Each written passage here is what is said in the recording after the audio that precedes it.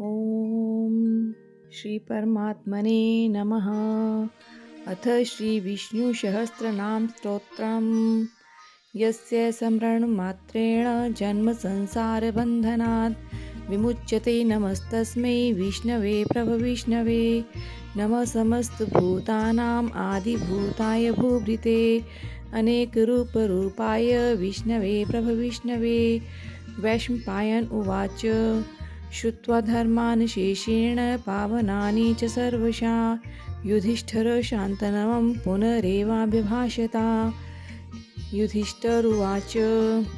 किमेकं देवतं लोके किं वाप्येकं परायणं स्तुवन्तः कमर्चन्तः प्राप्नुयुमानवा शुभं। को धर्म सर्वधर्माणां भवतः परमो मतः किं जपम् उच्यते जन्तु जन्म संसारबन्धनात्। भीष्म उवाच जगत्प्रभुं देवदेवम् अनन्तं पुरुषोत्तमं स्तुवन्नाम सहस्रेण पुरुषा सततोतिथा। तमेव चार्चया नित्यं भक्त्या पुरुषम् अव्ययं ध्यायनस्तुवनम् अस्यश्च यजमानतमेव च। अनादिनिधनं विष्णु सर्वलोकमहेश्वरं लोकाध्यक्षं स्तुवन्नित्यं सर्वदुःखातिगो भवेत्। ब्रह्मणं सर्वधर्मज्ञ लोकानां कीर्तिवर्धनं लोकनाथं महद्भूतं सर्वभूतभवोद्भवम्। ऐष मे सर्वधर्माणां धर्मो अधिकतमो मतः यद्भक्त्या पुण्डरीकाक्षं स्तवेरचरणैः सदा। परमं यो महत्तेजा परमं यो महत्तपा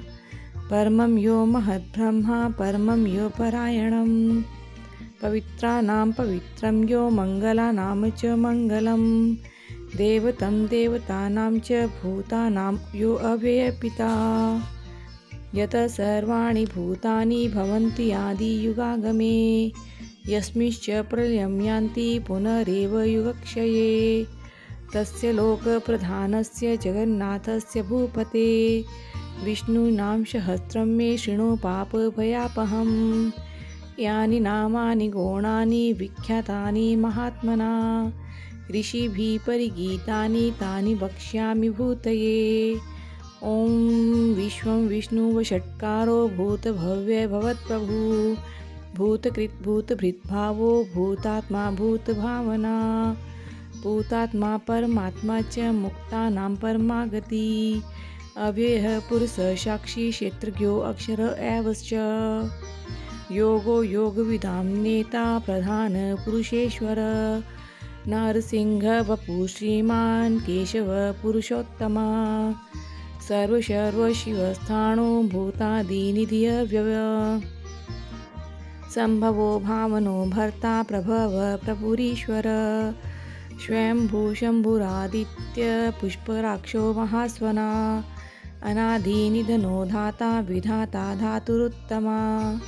अप्रमेयो ऋषिकेश पद्मनाभो अमरप्रभु विश्वकर्मा मनुत्वष्ट्वा स्थविष्ठस्थविरो ध्रुवा अग्रः शाश्वत कृष्णो लोहिताक्ष प्रतर्दना प्रभूतस्त्रिकुप्धाम पवित्रं मङ्गलं परम्। ईशान प्राणदो प्राणो ज्येष्ठश्रेष्ठ प्रजापति हिरण्यगर्भो भूगर्भो माधवो मधुसूदना ईश्वरो विक्रमी धन्वी मेधावी विक्रमक्रमा अनुत्तमो दुराधर्ष कृतज्ञ कृतिरात्मवान् सुरेश शरणं शर्म विश्वरेता प्रजाभव अहस्वत्सरो व्याल प्रत्यय सर्वदर्शना अज सर्वेश्वर सिद्ध सिद्धि सर्वाधि उच्यत वृषाकपिरमेयात्मा सर्वयोग विनिसृत वसु वसुमना सत्य समात्मा संमिता समा अमोघ पुण्डरीकाक्षो वृषकर्मा वृषाकृति रुद्रो बहुशिरावृहु विश्वयोनि शुचिश्रवा अमृतः शाश्वतस्थाणो वरारोहो महातपा सर्वग सर्वविद्वानो विश्वक्सेनो जनार्दना वेदो वेद विद्व्यङ्ग्यो वेदाङ्गो वेदवित्कवी लोकाध्यक्ष सुराध्यक्षो धर्माध्यक्ष कृताकृत चतुरात्मा चतुर्व्यः चतुर्दृढ चतुर्भुज भ्राजिष्णु भोजनं भोक्ता सहिष्णु जगतादिज अनघो विजयो जेता विश्वयोनि पुनर्वसु जितेन्द्रो वामन प्राशुरमोघ शुचिरूर्जिता अतीन्द्रिय संग्रह सर्गो धृतात्मा नियमो यमा वेद्यो वेद सदा योगी विरहा माधवो मधु अतीन्द्रियो महामायो महोत्साहो महाबल महाबुद्धि महावीर्यो महाशक्ति महाद्युति अनिर्देश्य वपु श्रीमान अमेयात्मा महादृढ महेश्वासो महीभर्ता श्रीनिवास सतां गति अनिरुद्धो सुरानन्दो गोविन्दो गोविन्दाम्पति मरीचिदमनो हंस सुपर्णो भुजगोत्तमा हिरण्यनाभ सूतपा पद्मनाभ प्रजापति अमृत्यु सर्वत्रिक्सिंह संधाता संधिमा स्थिरा अजो दुर्मषण शास्ता विशुद्धात्मा सुरारिहा गुरु गुरुतमो धाम सत्यः सत्यपराक्रमः निमिषो अनिमिषः स्वर्गी वाचस्पतिरुदारधी अग्रणी ग्रामणी श्रीमान् न्यायो नेता समीरणा सहस्रमूर्धा विश्वात्मा सहस्राक्ष सहस्रपात् आवर्तनो निवर्तात्मा संवृतः संप्रतर्दना संवर्तको वहिन अनिलो धरणीधरा सुप्रसादः प्रसन्नात्मा विश्वभुक् विभु सत्कर्ता सत्कृत्साधु जहनु नारायणो नरा असंख्यो अप्रमेयात्मा विशिष्ट शिष्टकृत्शुचि सिद्धार्थ सिद्ध संकल्प सिद्धिद सिद्धि साधना वृषाही वृषभो विष्णु वृषपर्वा वृषोदरा वर्धनो वर्धमानश्च विविक्तः श्रुतिसागरा सुभुजो धुर्धरो वाग्मी महेन्द्रो वसुधो वसु नेकरूपो बृहद्रूप शिपिविष्ठ प्रकाशनः ओजस्तेजो द्युतिधर प्रकाशात्मा प्रतापना हृद्धस्वष्टाक्षरो मंत्र चंद्रांशु भास्कर द्युति अमृतांशुद्भवो भानु शशबिंदु सुरेश्वर औषधं जगतः सेतु सत्यधर्म पराक्रमा भूतभव्य भवन्नाथ पवनो पावनो अनल कामः कामकृत्कान्ता काम प्रद प्रभु युगादिकृत युगावृत्त नेकमायो महाशना अदृश्यो अव्यक्तरूपश्च सहस्रजित अनन्तजित् इष्टो अविशिष्ट शिष्ठेष्ट शिखण्डी नहुषो वृष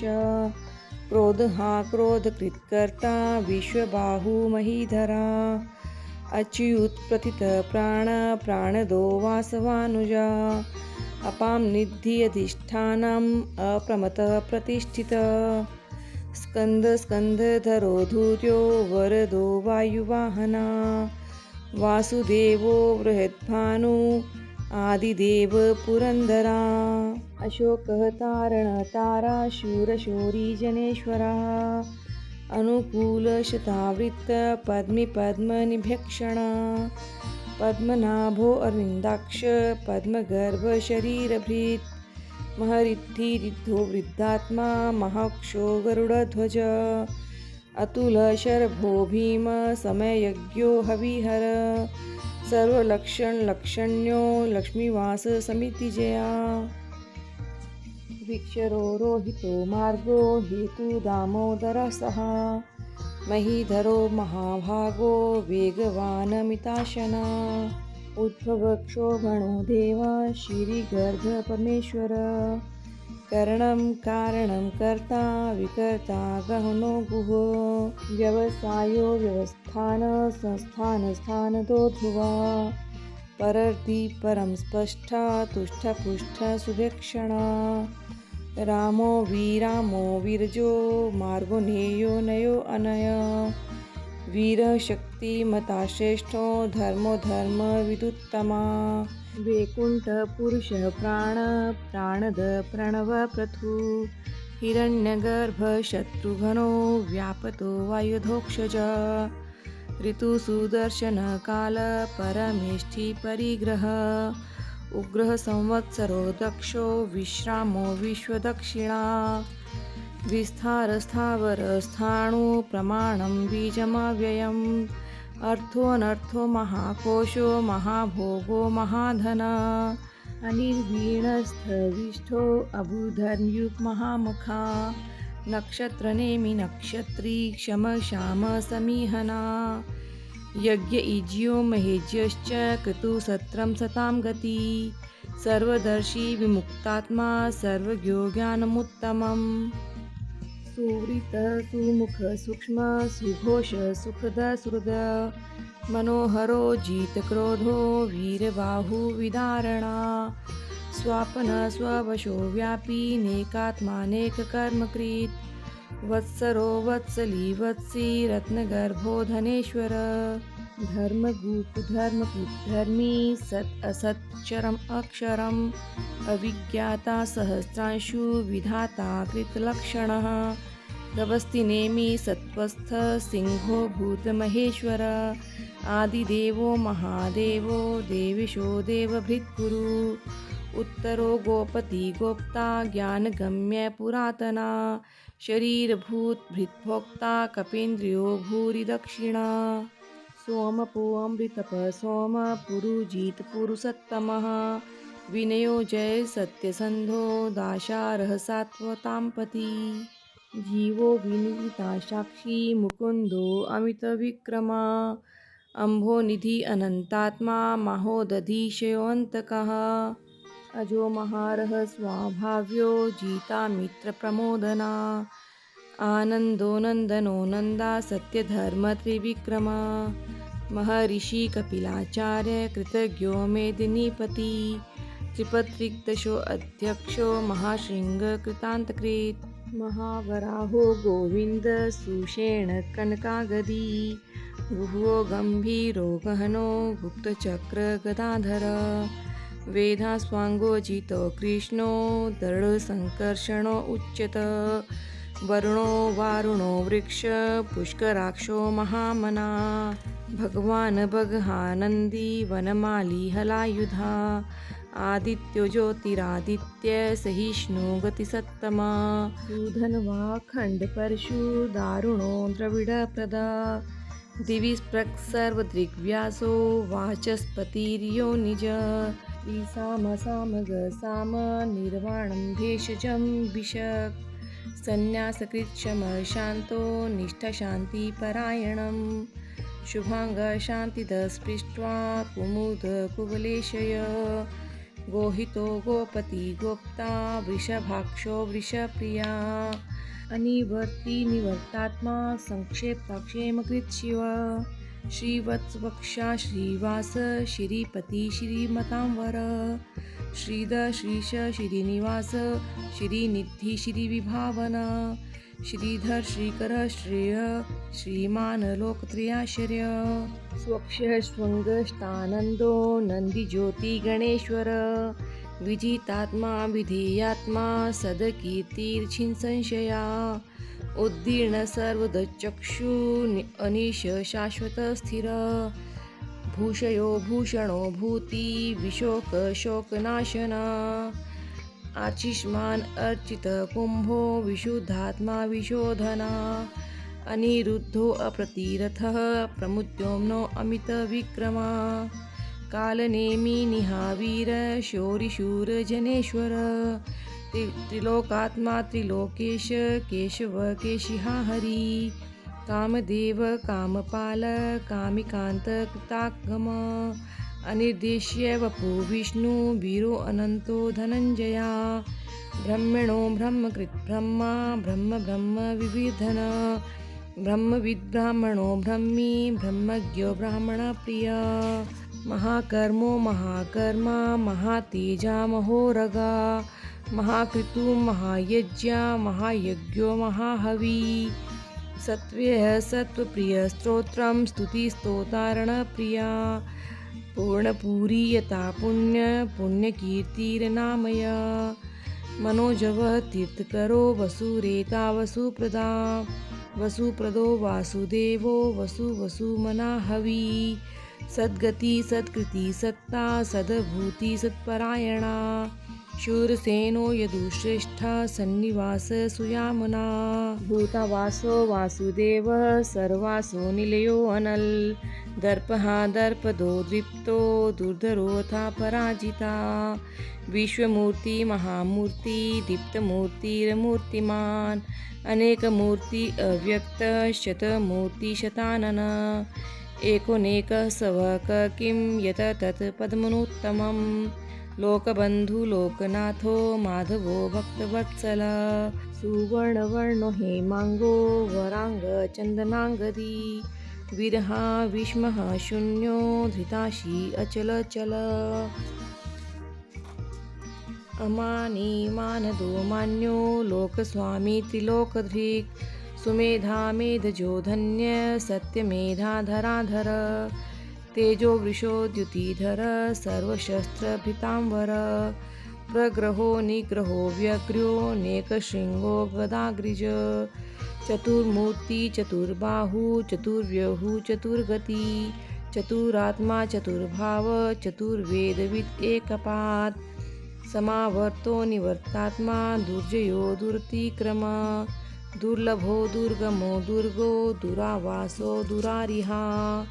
शुभांगो लोकसारंग सुतंतुवर्धना इंद्रकर्मा महाकर्मा कृतकर्मा कृतागमा उद्भव सुंदर सुंदो रत्ननाभ सुलोचना अर्को वाजसन शृंगी जयंत सर्वविजयी सुवर्ण बिंदुरक्षोभ्य सर्ववागीश्वरेश्वर महारिदो महागर्तो महाभूतो महानिधि कुमुद कुंदर कुंत परजन्य पावनो अनल अमृतांशो अमृतवसु सर्वज्ञ सर्वतोमुख सुलभ सुवृत सिद्ध शत्रुजित शत्रुतापना न ग्रोध उदंबर अश्वत्थं चाणुरांध्र निषूदना सहस्रार्ची सप्तजिह्व सप्तेधा सप्तवाहना अमूर्ति अनघु अचिन्त्यो भयकृत् भयनाशना अणुवृत्कृश स्थूल गुणभृत् निर्गुण महान् अधृत सर्वधृत् स्वास्य प्रागवंशो वंशवर्धना भारभृत् कथितो योगी योगिशक् सर्वकामदा आश्रमः श्रवणक्षाम सुपर्णो वायुवाहना धनुधरो धनुर्वेदो दण्डो दंहिता दमा अपराजिता सर्वसहो नियन्ता अनियमो अयं सत्त्ववान् सात्विका सत्य सत्यधर्मपरायणा अभिप्राय प्रियाहोर्य प्रियकृत्प्रीतिवर्धना वीराहस गति ज्योति सुरुचि हुद्भुग्विभु रविवीरोचना सूर्य सविता रविलोचना अनंतो हुद्भुग्भोक्ता सुखदोनेकजो अग्रज अनिर्वीण सदामर्षि लोकाधिष्ठानम् अद्भुतम् सनातनतमा कपिल कपियप्यय स्वस्ति द स्वस्ति कृत् स्वस्ति स्वस्ति भुक् स्वस्ति दक्षिणः अरौद्र कुंडली चक्री विक्रमी ऊर्जित शासना शब्दातिका शब्दसः शिशिर शर्वरीकर अक्रूरः पेशलो दक्षो दक्षिणः सक्ष्मिणाम्बर विद्वतमो वीतभयः पुण्यश्रवणकीर्तनः उत्तारणो दुष्कृतः पुण्यो दुःस्वप्ननाशनः विरहा रक्षणः सन्तो जीवनपर्यवस्थितः अनन्तरूपो अनन्तश्री जितमन्युभयापः चतुस्रोतो गम्भीरात्मा विदिशो व्यादिशो दिश अनादिभूर्भवो लक्ष्मी सुवीरो रुचिराङ्गदा जननो जन्म जन्मादि भीमो भीमपराक्रमः आधारनिलयो अधाता पुष्पहास प्रजागरा उधर्वग सत्पथाचारः प्राणद प्रणवापणा प्रमाणं प्राणनिलये प्राणभृत् प्राणजीवना तत्त्वं तत्त्वविदिकात्मा जन्म मृत्युजरातिगा भूर्भुवः स्वस्तरुतारा सविता प्रपितामहा यज्ञो यज्ञपिता यज्वा यज्ञांगो यज्ञवाहना यज्ञभृत् यज्ञकृत् यज्ञी यज्ञभुक् यज्ञसाधना यज्ञान्तकृत् यज्ञगुह्यम् अन्नम् अनादः एव च आत्मयोनिः स्वयं जातो वेखानः सामगायना देवकी नन्दनः सृष्ट्वा क्षितीशः पापनाशना शङ्खभृत् नन्दकी चक्री शृङ्गधन्वा गदाधरा रथाङ्पाणिरक्षोभ्य सर्वप्रहरणायुध इति इदं कीर्तनीयस्य केशवस्य महात्मना नाम्नां सहस्रं दिव्यानाम् अशेषेण प्रकीर्तितम् य इदं शृणुयात् नित्यं यशश्चापि परिकीर्तयेत् नाशुभं प्राप्नुयात् किञ्चित् सौमुत्रेह च मानवा वेदान्तको ब्राह्मणः स्यात् क्षत्रियो विजयी भवेत् वैश्यो धनसमृद्धः स्यात् शूद्रसुखम् अवाप्नुयात् धर्मार्थी प्राप्नुयार्थम् अर्थार्थी चार्थम् आप्नुयात् कामान् व्याप्नुयात् कामी प्रजार्थी प्राप्नुयात् प्रजाम् भक्तिमान्यः सतोत्थाय शुचि तद्गत मानसा सहस्रं वासुदेवस्य नाम्नाम् एतत् प्रकीर्तयेत् यशः प्राप्नोति विपुलं ज्ञाति प्राधान्यमेव च अचलां श्रियम् आप्नोति श्रेयः प्राप्नोत्यनुत्तमम् न भयं क्वचित् आप्नोति वीर्यं तेजश्च विन्दति भवत्स्य रोगो द्युतिमान् बलरूपगुणान्वित् रोगार्तो मुच्येत रोगात् बद्धो मुच्येत बन्धनात् भयान् मुच्येत भीतस्तु मुच्येतापनापता दुर्गाण्यतितरत्याशु पुरुषः पुरुषोत्तमं स्तुवन्नाम सहस्रेण नित्यं भक्तिसमन्वितः वासुदेवो श्रेयो मत्र्यो वासुदेवपरायणः सर्वपापविशुद्धात्मा याति ब्रह्म सनातनं न वासुदेवभक्तानाम् अशुभं विद्यते क्वचित् जन्म मृत्यु जरा व्याधि भयं नैवोपजायते इमं सत्त्वं धियान श्रद्धा भक्ति समन्विता युज्येतात्मः सुखशान्ति श्रीधर्ती स्मृति कीर्तिभिः न क्रोधो न च मात्सर्यं न लोभो न शुभामति भवन्ति कृत पुण्यानां भक्तानां पुरुषोत्तमे द्योषचन्द्रार्क नक्षत्रा खं दिशो भूर्महो दधि वासुदेवस्य वीर्येण विधत्तानि महात्मना ससुरासुरगन्धर्वं सक्षोरगराक्षसं जगद्वेषे वर्तते इदं कृष्णस्य सचराचरम् इन्द्रियाणि मनोबुद्धि सत्त्वं तेजो बलं धृति वासुदेवात्मकन्याहुः क्षेत्रं क्षेत्रज्ञ एव च सर्वाङ्गमानमाचार प्रथमं परिकल्पते आचार प्रभवो धर्मो धर्मस्य प्रभुरुच्यत ऋषयः पितरो देवा महाभूतानि धातव जङ्गम अजङ्गम चेतं जगन्नारायणोद्भवम् योगो ज्ञानं तथा सांख्यं विद्या शल्पादिकर्म च वेदाः शास्त्राणि विज्ञानम् एतत् सर्वं जनार्दनात् एको विष्णु महद्भूतं पृथक् भूतान्यनेकशः त्रिलोक्यान् वाप्य भूतात्मा भुञ्जन्ति विश्वभुग्व्यय इमं सत्त्वं भगवतो विष्णुव्यासेन कीर्तितं पठेज्ञ इच्छेत् पुरुषः श्रेयःप्राप्तुं सुखानि च विश्वेश्वरम् अजं देवं जगतः प्रभवाप्ययं